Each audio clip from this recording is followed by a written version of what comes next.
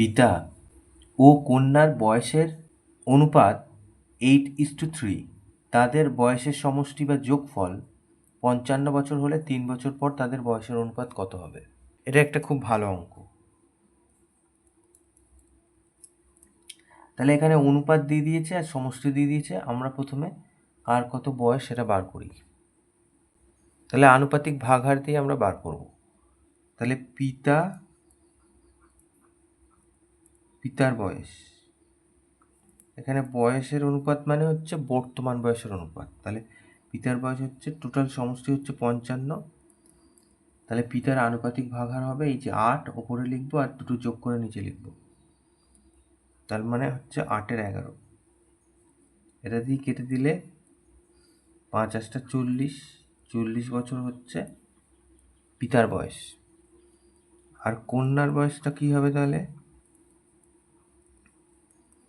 এই একই রকম 55-র সাথে আমরা আনুপাতিক ভাগহার দিয়ে গুণ করব। তার মানে আনুপাতিক ভাগহার এক্ষেত্রে কন্যার 3-এর 11। তাহলে এখানে 5, তাহলে কন্যার বয়স হলো 15 বছর। এবার বলছে 3 বছর পর বয়সের অনুপাত কত হবে? তাহলে 3 বছর পর কার কত বয়স হবে? 3 বছর করে বেড়ে যাবে। তাহলে 3 বছর পর পিতার বয়স হবে 40 + 3, তার মানে 43 বছর। আর 3 বছর পর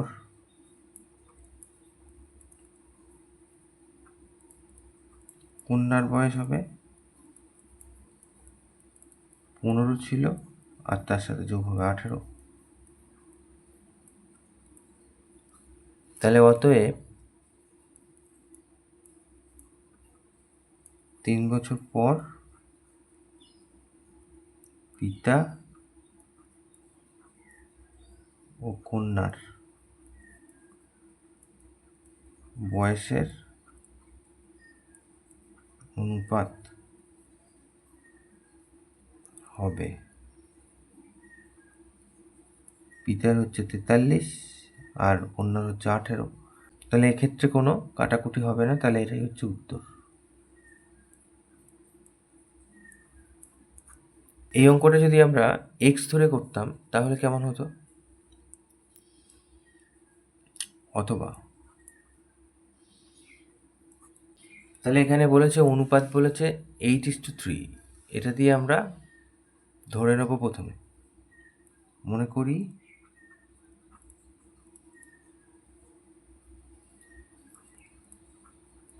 পিতার বয়স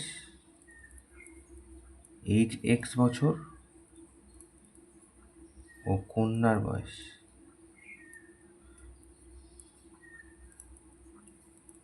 3x বছর। এখানে x হচ্ছে সাধারণ গুণক। প্রশ্নানুসারে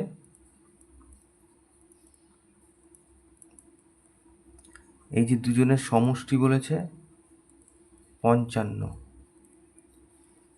তাহলে এখান থেকে আমরা 8 আর 3 11x সমান সমান 55 পেলাম। x এর মানটা আমরা বার করি, 55কে 11 দিয়ে ভাগ, তাহলে 5। তাহলে x এর মান হচ্ছে 5। তাহলে অতএব পিতার বয়স তাহলে আমরা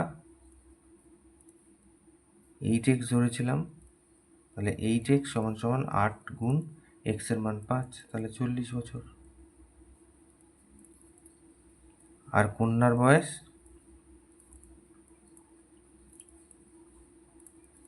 সমান সমান 3x, তার মানে 3 গুণ 5, 3 5 15 বছর। তাহলে এবারে একেবারে লিখে দেই। অতএব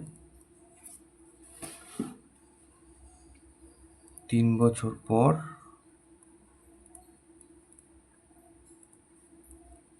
পিতা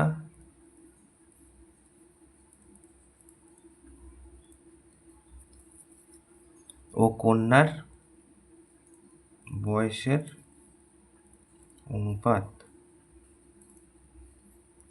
হবে সমান সমান 40+3 ইস্টু 15+3, তার মানে 43:18। তাহলে এটাই উত্তর। তাহলে এক্স ধরে এইভাবেও খুব সহজে অঙ্কটা করা যায়।